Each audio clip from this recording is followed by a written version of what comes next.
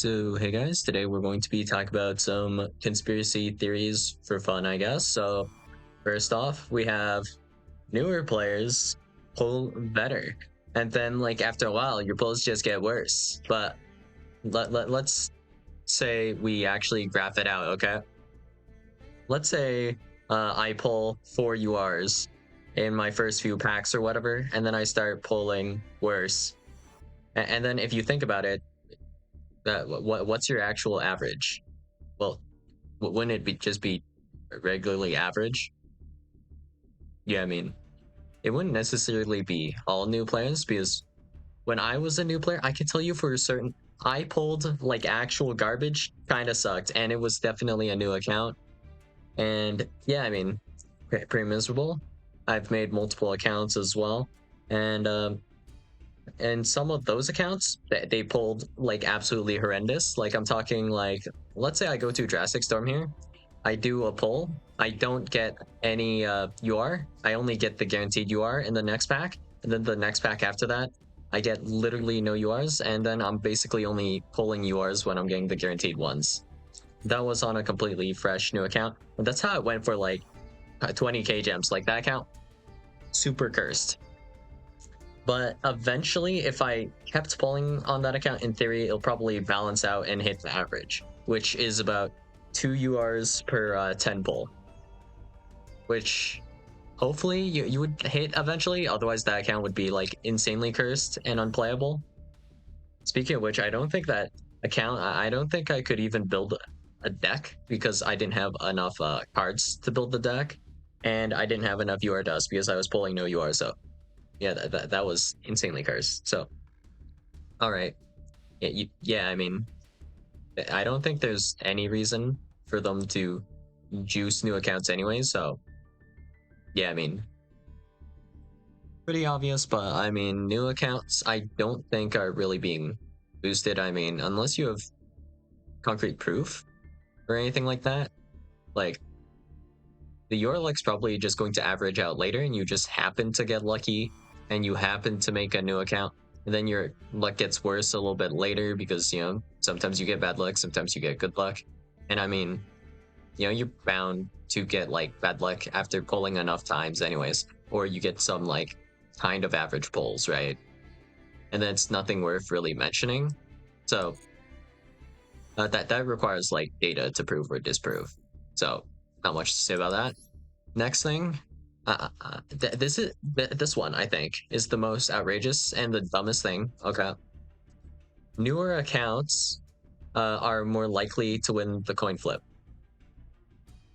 Okay, so let's assume that is true. Okay, how? That is a simple question. How? So you think we have, well, let's explain it this way. Okay, so let's say you're in rookie tier. Your opponent is a new player. You're also a new player.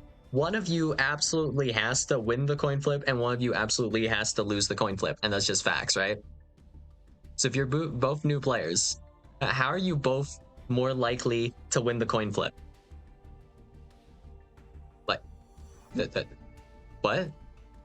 Does that even make sense? And then let's say you go all the way through the ranks, like, same deal, right?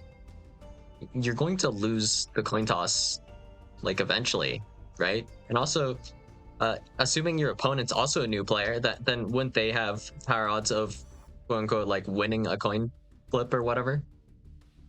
But if you won the coin toss, they lost the coin toss, so that can't be right.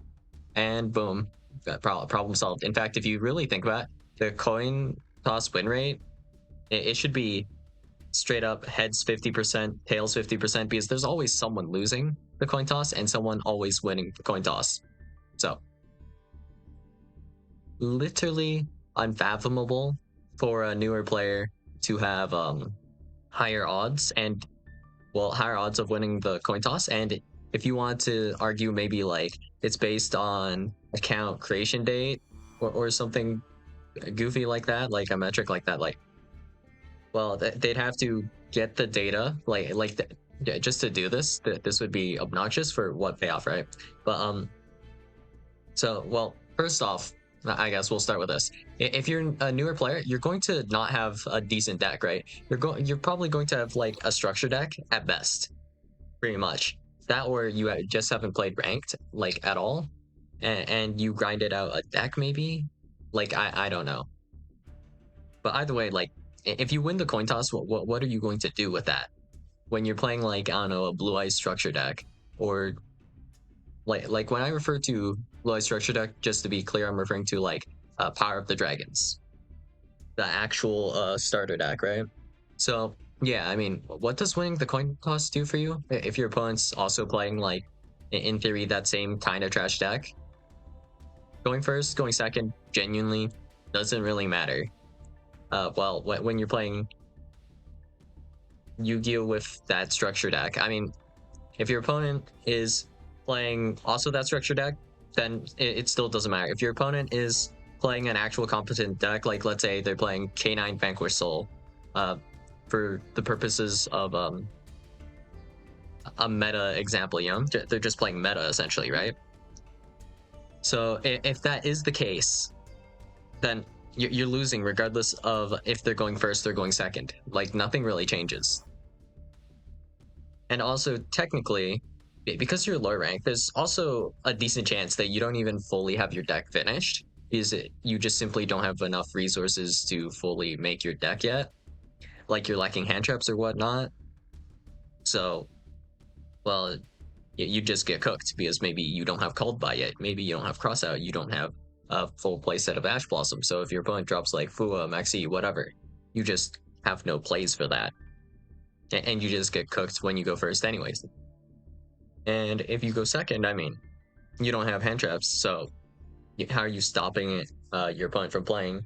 And how are you actually going to do anything going second? So yeah, you just essentially get cooked here.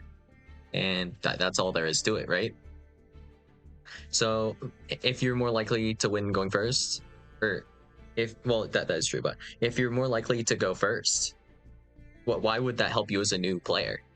So normally, if you were on a higher rank, that actually matters more, and you've, in theory, like completed decks, right? So in those cases, it would make sense that it would be more impactful there. And if you were to like somewhat rig it, you know, it could be kind of helpful sometimes. But you know, there's such a thing called like luck. And if we were to actually implement this, what would we have to do? We have to compare account data, and we have to decide, huh, do we rig this coin toss for this specific person?